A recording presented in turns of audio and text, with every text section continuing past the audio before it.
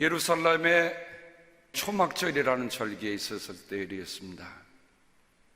사방각지에서 모인 사람들이 많은 그 자리에 갑자기 저기 갈릴리에서 온 랍비처럼 여겨진 사람이 소리를 외치는데, 외치는 정도가 보통 외치는 게 아닙니다. 그 모인 사람들, 초막절의 절기 중에 중요한 것은 뭐냐면, 하나님이 광야를 지난 백성들에게 물을 공급했다고 해서 그들이 양동이를 떠다가 물을 제단에 붓는 일을 했습니다. 일주일 동안 했는데 첫날에 한 번, 이튿날에 한 번, 그리고 마지막 7번째 날에는 7번을 붓는데, 그 마지막 날에 목마른 사람은 다 내게로 오라!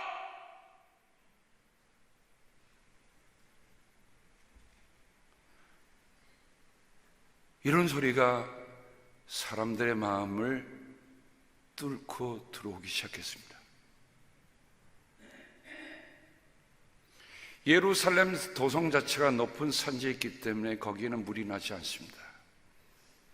그래서 왕들은 수로를 파서 그 예루살렘으로 물 공급하는 일을 하기도 했습니다. 사람은 물을 먹고 살아야 합니다. 근데 여러분, 언제 목말라 보셨습니까? 운동을 하다 보면 막 목이 타는 듯한 목마름이 있습니다. 갈증이라고 하는 것은 우리의 몸이 물이 필요하다고 하는 본성적인 생리적인 경보 장치입니다. 우리가 만들어 놓은 거 아니에요.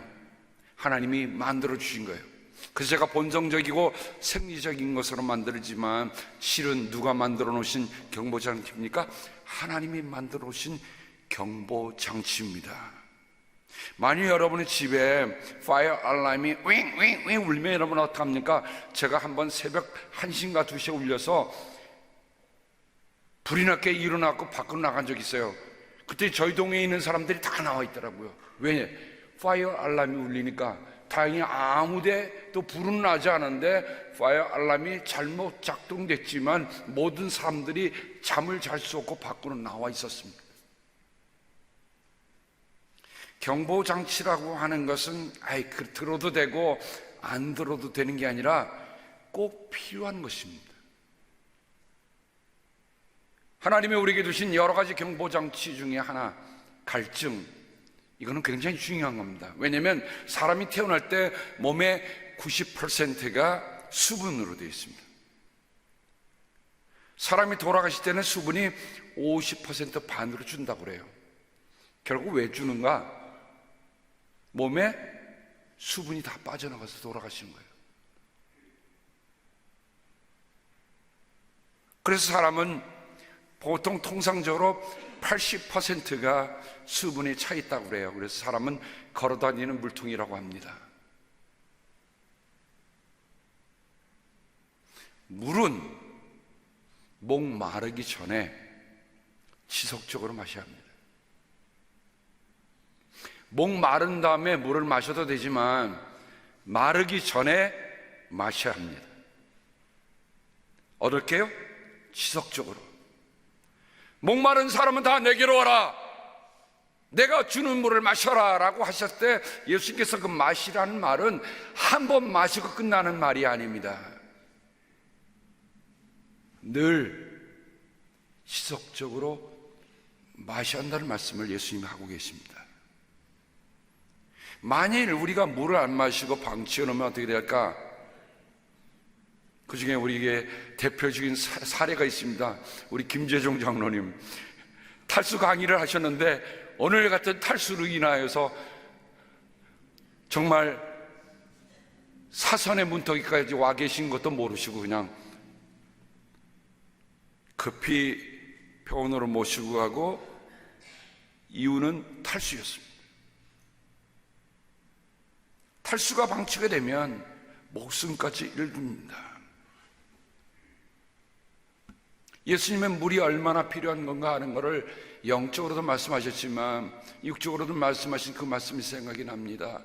예수님께서 십자가에 달리셨을 때 하셨던 말씀 중에 하나가 7가지 말씀 중에 하나가 뭐죠? 내가 목마르다.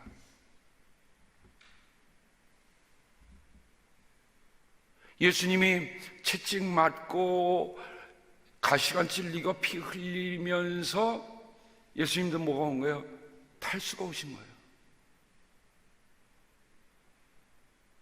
저는 그 말씀 묵상할 때 보면 얼마나 마음이 이렇게 짜릿짜릿한지 몰라요.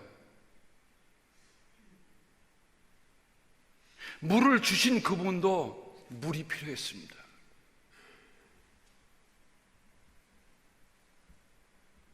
우리가 한 번의 감동이나 한 번의 물 마시는 거로 물을 안 마시고 살 수 있다 얘기할 수 있는 사람은 아무도 없습니다.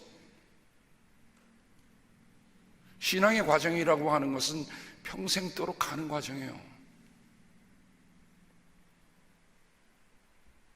자, 육체적인 갈증도 있지만 심리적인 갈증이 있는데, 심리적인 갈증은 2가지의 다른 요인에서 온다고 합니다. 하나는 욕망이라고 하는 건 뭔가를 더 성취하고 싶은 거 아닙니까? 야, 나 부자가 되고 싶어. 그 욕망이 발동하기 시작하면요, 그 갈증이라고 하는 건 모든 걸 긁어 모으기 전까지는 채워지질 않아요. 그러나 또 다른 하나는 절박함입니다.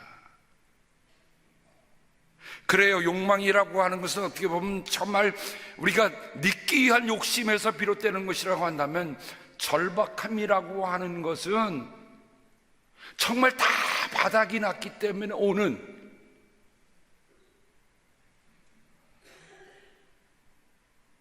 이 심리적인 갈증이 지나치면 사람이 어떻게 되냐면 madness, 돌아버리는 거예요. 그래서 여러분, 우리가 사람들이 잠깐 그런 말 쓰죠. 그냥 쓰겠습니다. 아이 미치겠어. 그게 뭔 줄 아세요? 갈증에 대한 표현입니다. 미치겠다는 말 쓸 때는 그거 심각하게 들으셔야 돼. 그냥 지나치지 말고, 아, 저분이 지금 심리적인 뭐가 갈증이 지금 비롯되고 있구나. 미치면 어떻게 합니까? 정상적인 사고나 행동을 할 수가 없습니다. 3번째 갈증이 있어요. 이거는 육체적인 갈증도 아니고 심리적인 갈증을 넘어서는 일입니다. 뭡니까? 영혼의 갈증이에요. 영혼의 갈증. 시편 42편에 보면, 오늘 제가 주보에 컬럼을 쓴 시편 42편 보면, 목마른 사슴이 시냇물을 찾아 헐떡이듯이 내 영혼이 주님을 찾기에 갈급하나이다. 여러분, 시편이 5권으로 되어 있는데 5권의 제2권의 시작을 바로 이 시로 하고 있다는 것이 굉장히 중요합니다. 왜냐하면 시편 1권의 처음에는 복 있는 사람을 시작하는데 2권에는 목마른 암사슴이 시냇물을 찾아 헐떡이듯이,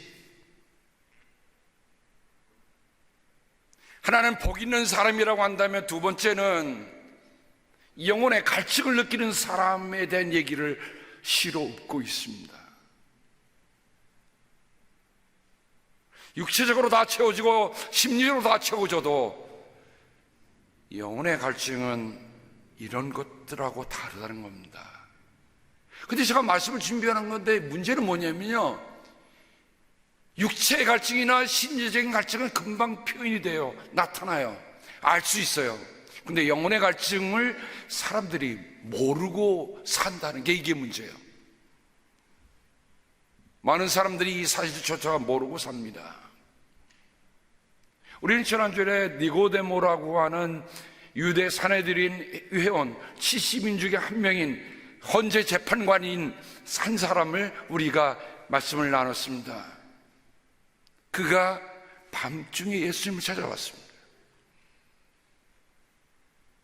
근데 오늘의 이야기는 요한복음 4장에 보면, 자, 한 사람은 유대인에서 존경을 받는 산헤드린 의회원입니다. 명망이 있습니다. 지위도 있습니다. 신분도 있습니다. 다 있습니다. 근데 오늘 요한복음 4장에 나타난 사마리아 여인은 남편 5을 두고도 그거 아니고 6번째 남편하고 살고 있습니다. 근데 그 남편도 남편이 아닌, 도대체 이 여인이 무엇 때문에 그렇게 남편을 6명이나 갈아치면서 사는지 알 수 없지만,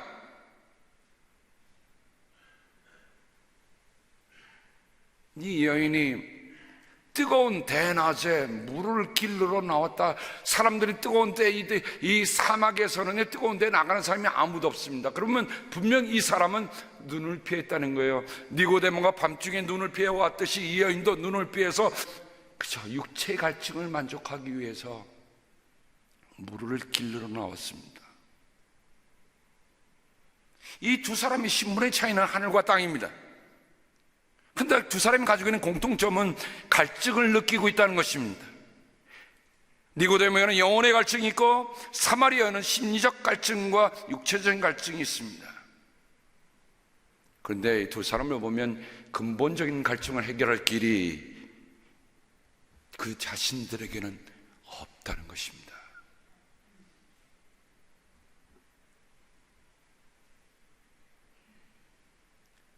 때는 오정쯤이었으면 한 사마리아 여자가 물을 길러 나왔습니다. 예수께서 그 여자에게 마실 물을 좀 달라고 말씀하십니다. 사마리아 여자가 예수께 말합니다. 선생님은 유대의 사람인데 어떻게 사마리아 여자인 나에게 물을 달라고 하십니까? 예수께서 그 여자에게 대답하십니다. 내가 하나님의 선물을 알고 또 너에게 물을 달라는 사람이 누구인지를 알았다면 도리어 내가 그에게 청하였고 그는 너에게 생수를 주었을 것이다. 완전히 동문서답입니다. 여자가 말합니다. 선생님은 두레약도 없고 이 우물은 깊은데 선생님은 어디에서 생수를 구하신다는 말입니까? 선생님이 우리 조상 야곱보다 더 위대하신 분이란 말입니까? 야곱은 우리에게 이 우물을 주었고 그와 그 자녀들과 그 가축까지 다 이 우물에 물을 마셨습니다. 뜨거운 대낮에 예수님께서 피로하셨어요. 목마름을 느끼셨던 예수님은 피로도 느끼셨습니다. 그래서 우물가에 앉으셨는데 사마리아 여인이 온 겁니다. 그 두 사람의 나누는 대화가 요한복음 4장의 얘기입니다. 그러자 예수님이 말씀하십니다. 이 물을 마시는 사람은 다시 목마를 것이다. 그렇죠? 저도 조금 전에 물을 마시고 봤는데 지금도 또 목이 타네요. 그러나 내가 주는 물을 마시는 사람은 영원히 목마르지 아니할 것이다. 내가 주는 물은 그 사람 속에서 영생에 이르게 하는 샘물이 될 것이다. 아마 여러분 이 말씀을 들으면서 정말 사마리아 여인이 들었을 그 심정을 여러분 생각하면 그 이야기가 누구의 얘기가 되어야 합니까? 바로 나의 얘기가 되어야 돼요. 근데 우리는 요한복음 4장을 읽으면서 나의 얘기라고 생각하지 않어요. 나는 사마리아인처럼 남편을 6이나 갈아치운 여자가 아니니까 나는 이런 여인하고는 아무런 상관이 없다라고 밀어치지 마세요.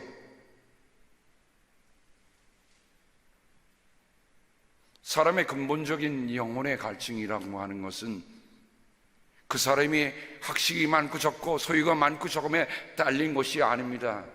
모두에게 있는 거예요.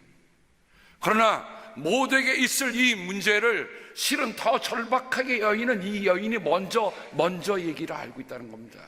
이게 중요하죠.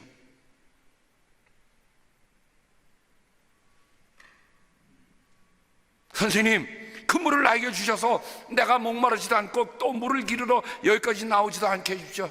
근데 이 여인은 뭔가 조금 잘못 착각하고 있습니다. 야, 대낮에 내가 물 기르는 수고도 안 하고 말이죠, 그냥 집에 꼭지만 틀면 물 나오는. 오래전의 일입니다. 아라비아에 있는 유명한 사람을, 지도자를 프랑스에서 초청을 했습니다. 사막에 사는 사람은 물이 귀하잖아요. 그런데 이 사람이 호텔에 딱 들어갔어요. 인류 호텔에 딱 집어넣어서 했는데 세상에 수도꼭지가 아주 골 딱 트니까 물이 쫙 나오는 거예요. 떠나는 날 이 사람이 나올 시간인데 안 나와서 들어가 봤던 이 사람이 그 숲꼭지를 잡아뜯으려고 애를 쓰는 거예요. 이유가 뭐죠? 꼭지만 틀으면 물이 나오니까 이거 가지고 가면 물이 나오겠거니 생각을 해서 숲꼭지를 처음 본 이 사람이 아라비아 로렌스에서 나오는 얘기입니다. 실제적인 얘기예요. 그렇죠? 아마 이 여인도 예수님이 말씀하시니까 그 수도꼭지 나에게 주십시오. 수도꼭지만 틀면 물이 나올 줄 알았던 거예요. 그런데 예수님께서는 거기에 머물지 않으십니다. 왜 남편의 얘기를 합니까? 그 여인이 가지고 있는 근원적인 문제, 근본적인 문제를 해결하지 않고는 그 여인이 해결받을 방법이 없다는 것입니다. 가더리는 남편을 불러오너라. 나에게는 남편이 없습니다. 남편이 없다고 한 말이 옳다. 너에게는 남편이 5이나 있었고 지금같이 살고 있는 자도 내 남편이 아니니 바로 말하였다.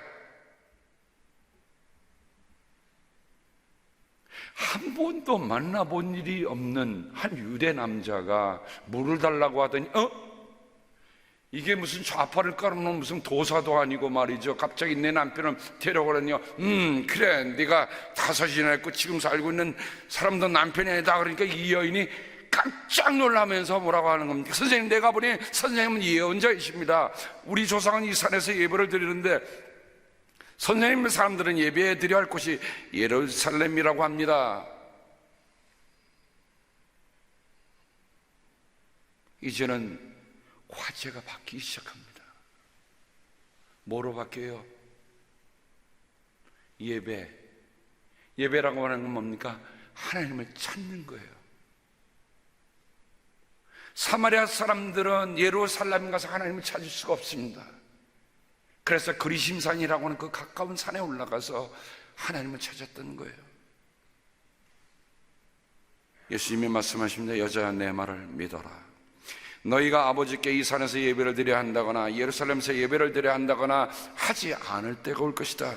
너희는 너희가 알지 못하는 것을 예배하고 우리는 우리가 아는 분을 예배한다. 구원은 유대 사람들에게서 나기 때문이다. 고다음 중요한 말씀입니다. 참되게 예배를 드리는 사람들이 영과 진리로 아버지께 예배를 드릴 때가 온다. 지금이 바로 그때이다.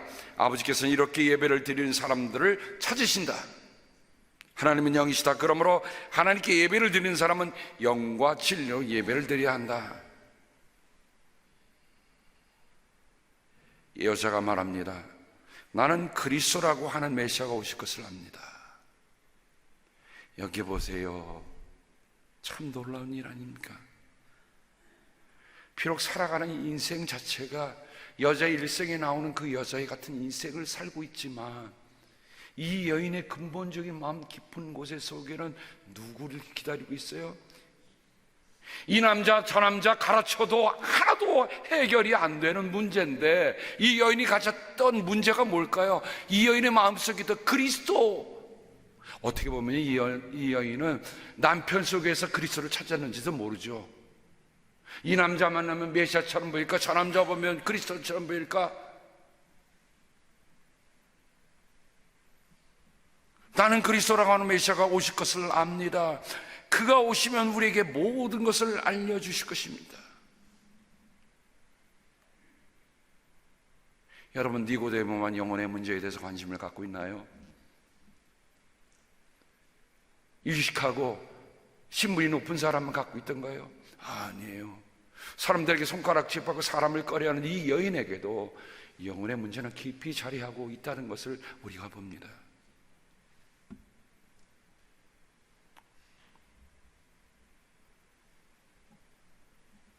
예수께서 말씀하십니다. 너에게 말하고 있는 내가 메시아다.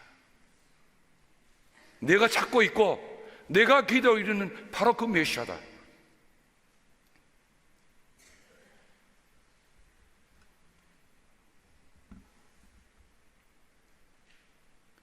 그 여인이 이런 반응을 보이죠. 그 여인은 물동이를 버려두고 동네로 들어가서 사람들에게 말합니다.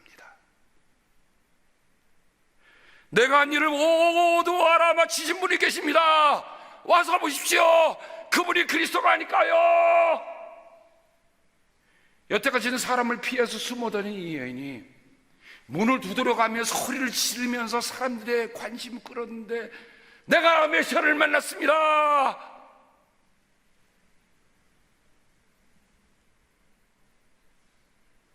사람이 변해도 이렇게 변하는 것입니까?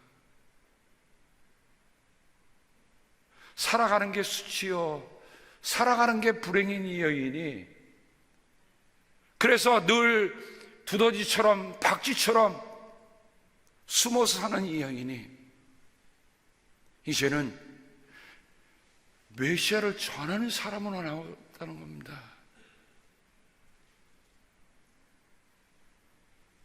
사람들이 동네에서 나와서 예수께로 갔다.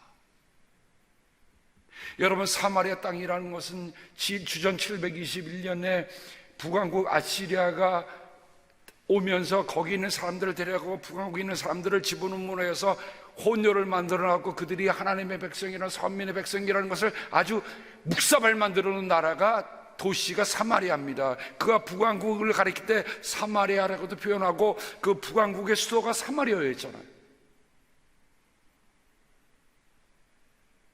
그래서 유대 사람들은 사마리아 사람들을 정말 상종하지 않았다라고 오늘 표현하고 있습니다. 상종하지 않았어요. 자, 주전 721년에다가 플러스 30년 751년, 750년이 지나도 해결되지 않은 묵은 문제가 그들에게 있는데, 여기 보세요. 750년이 지나면 메시아고 뭐고 그리스도고 다 없어야 될 일이 아닙니까? 그렇게 사람들에게 소외받고 유대 사람들에게 천대받고 예루살렘 성전 뜰락도 못 벌게 한다면 너희가 믿는 하나님 너희가 믿고 말하라고 버렸을 그들인데 불구하고 그들의 속에는 아직도 메시아를 기다리고 있다는 말입니다.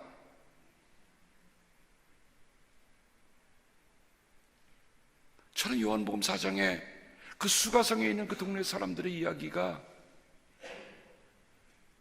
야, 우리는 졌다고 사람들은 예수 믿어서는 안 돼 라고 제껴놓은 데 혹시 있습니까? 근데 그런 사람들이 먼저 예수님께로 달려나가고 있습니다.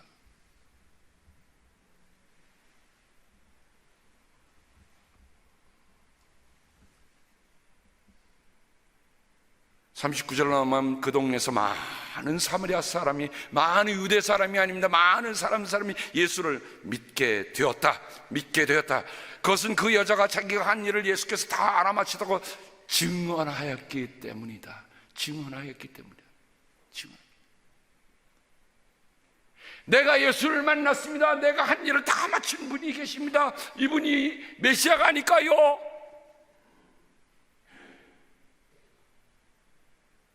오히려 자기의 부끄러운 과거를 드러내면서까지도 정말 이분이 메시아다라고 하는 그 여인의 그 절박한 간증이, 절박한 전함이 사람들의 마음을 휘어잡아서 사람들이 예수를 믿게 된 거 아닙니까?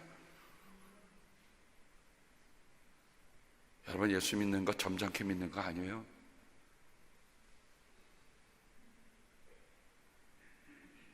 예수 믿으면 내가 예수를 어떻게 만났는가? 그 만난 예수님 천하지 않고는 견딜 수 없는 그 마음들, 왜 우리는 이런 것을 놓치고 살아갑니까?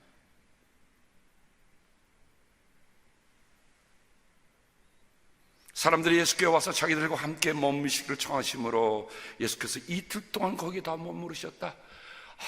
이 대목도요, 그렇게 가슴 따뜻하게 여겨질 수가 없어요. 예수님, 우리에게 조금 더 하나님 나라에 대해서 가르쳐 주세요. 말씀에 대해서. 예수님께서 이틀이나 더 거기에 머무셨다.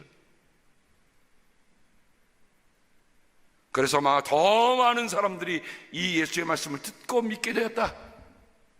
그들은 그 여자에게 말했다. 우리가 믿는 것은 이제 당신들의 말 때문만 아니요, 우리가 그분 말씀을 직접 들어보고 이분이 참으로 세상의 구주임을 알았기 때문이요. 마치 욥기의 고백처럼 내가 전에는 귀로 들었는데 이제는 눈으로 뵙고 내가 나의 죄를 참회합니다. 간접 체험이 아니라 직접 체험으로 넘어가고 있는 것을 봅니다. 이스라엘 역사를 돌아보면 여러분, 이스라엘의 지경을 가리키는 말이 있습니다. 단에서 브엘세바까지. 지도를 보시면 단이라고 하는 이 단을 보면, 단이라고 하는 건 저 꼭대기에 희끄무리하게 보이는 데가 헐몬산입니다. 거기에는 눈 덮인 산입니다.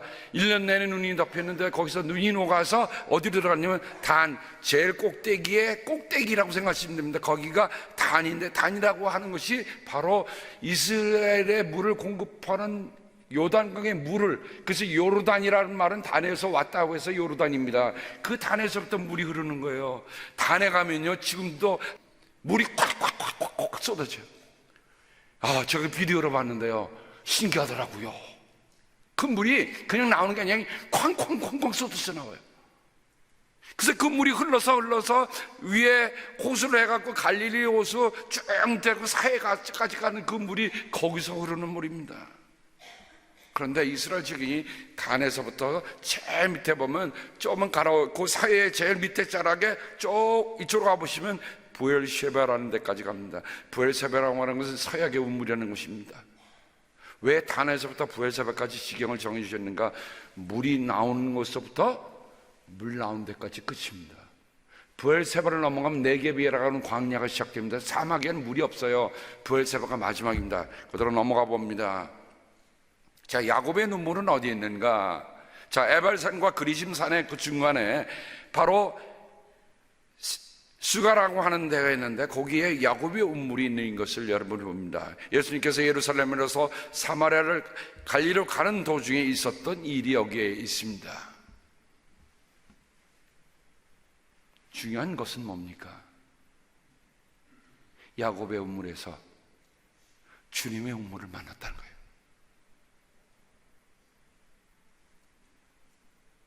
우리가 일상적으로 하는 일상적인 물입니다. 일상적인 운물입니다. 근데 내 일상적인 삶 속에서 주님을 만나는 거예요.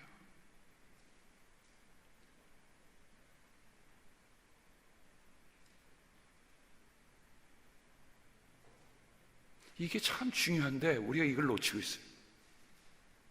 우리는 어떤 특정한 곳에 가야 예수님을 만나겠다라고 생각하는 경우가 많은데 아닙니다.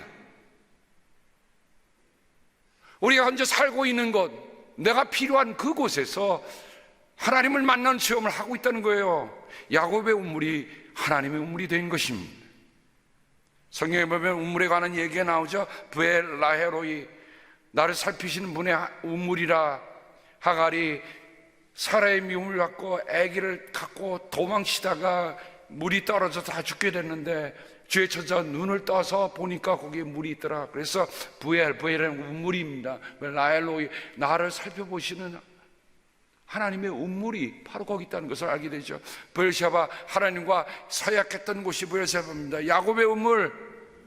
그래서 성경에 보면, 창세기에 보면 족장들이 돌아다니면서 제일 중요했던 건 무슨 우물을 팠던 것이냐, 우물에서 만난 사건들이 여러 가지 있는데 저는 그 우물이라는 말을 가지고 네 가지로 정리하면서 오늘 말씀을 마치겠습니다.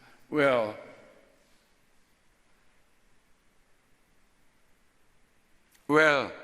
work of God, energy of the Spirit, Lordship of Jesus Christ, love each other. 우리가 일상적인 삶 속에서, 우물 속에서 체험해야 할 네 가지 중요한 게 있습니다. 첫 번째는 하나님의 일, 아버지의 일입니다. 예수님 말씀하셨어요. 하나님께서 이 세상을 이처럼 사랑하셔서 외아들을 주셨으니 이는 그를 믿는 자마다 멸망하지 않고 영생을 얻게 하려는 것이다. 하나님께서 아들을 세상에 보내신 것을 세상을 심판하는 것이 아니라 아들을 통하여 세상을 구원하시는 것이다. 하나님의 일은 뭔가요? 우리를 구원하시는 거예요.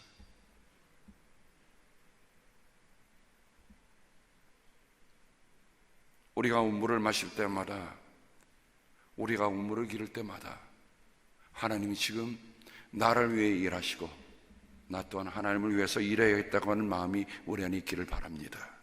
둘째, Energy of the Holy Spirit. 에너지, 에너게 오라는 말은 일하다는 겁니다. 뭐로 일을 해요? 성령이 주시는 능력으로 일하는 겁니다. 물론 원어에 보면 듀나미스라는 말을 쓰고 있지만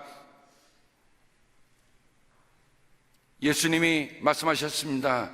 내가 주는 물을 마시는 사람은 영원히 목마르지 않을 것이다. 내가 주는 물은 그 사람 속에서 영생에 이르게 하는 샘물이 될 것이다. 아까 말씀드린 초막절에 7장을 넘어가면 예수님께서 목마른 사람은 다 내게로 와서 마셔라 하시면서 나를 믿는 사람은 성경이 말한 바와 같이 그의 배에서 생수가 강물처럼 흘러나올 것이다. 이것은 예수를 믿은 사람이 받게 될 성령을 가리켜서 하신 말씀이다. 우리가 무엇 때문에 능력을 받습니까? 우리가 무엇 때문에 힘이 납니까?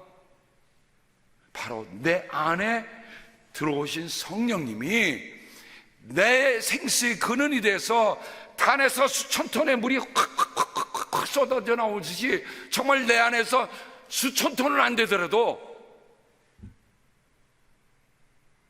몇 리터의 물은 내릴 수 있어야 되는 거 아닙니까?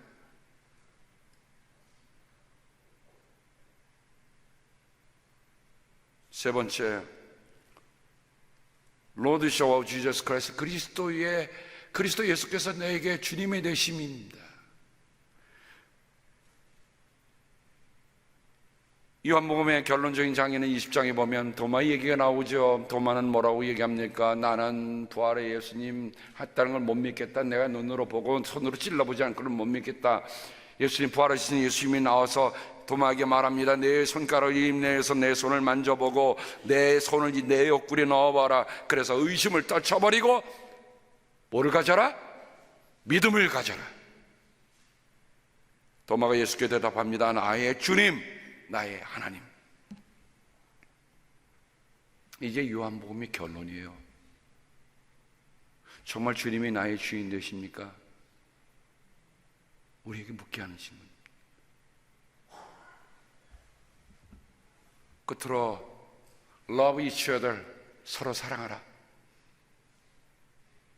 저는 로마서를 볼 때 바울이 이 말은 늘 마음속에 남아있습니다. 로마서 8장 32절, 자기 아들을 아끼지 않으시고 우리 모두를 위하여 내주신 분이 어찌 그 아들과 함께 모든 것을 우리에게 선물로 거저주지 않으시겠습니까?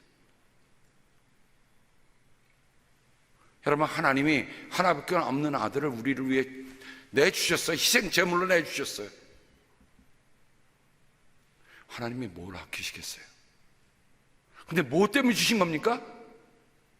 For God so loved the world. 하나님이 세상을 이처럼 사랑하사 He gave His only Son. 하나밖에 없는 아들을 우리에게 주셨다.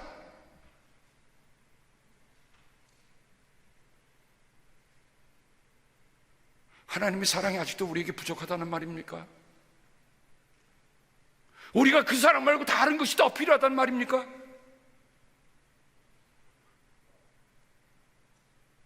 살아가면서 그분의 사랑이 그거 이외에 다 필요한 게 뭐 있겠어요? 그 사랑 속에 깊이 들어가 보면 내 영혼의 갈증이 해결되는데 다른 거 구하느라고 허비하고 있지는 않는지. 예수님은 우리에게 이렇게 말씀하셨습니다. 이제 나는 너희에게 새 계명을 준다. 서로 사랑하여라. 내가 너희를 사랑한 것 같이 너희도 서로 사랑하여라. 너희가 서로 사랑하면 모든 사람이 그것으로서 너희가 내 제자인 줄 알게 될 것이다. 제가 제자 성서를 끝까지 하는 이유는 뭐냐? 그리스도의 제자 만드는 것밖에 없어요. 그리스도의 제자가 된다는 건 뭡니까? 서로 사랑하는 겁니다. 제자 성서 수료한 우리 수료분들, 여러분들이 더욱더 사랑을 보여주길 바랍니다. 여러분이 그리스도의 제자인 건 사랑밖에 없어요. 그거면 돼. 여러분, 누가 뭐라 할 때 성경 다 몰라도 나 하나 아는 거 있어. 예수님이 나를 사랑하셨어. 하나님 나를 사랑하셨어. 그래서 내가 그분 때문에 당신을 사랑하는 거야. 그러면 돼요. 기도하겠습니다.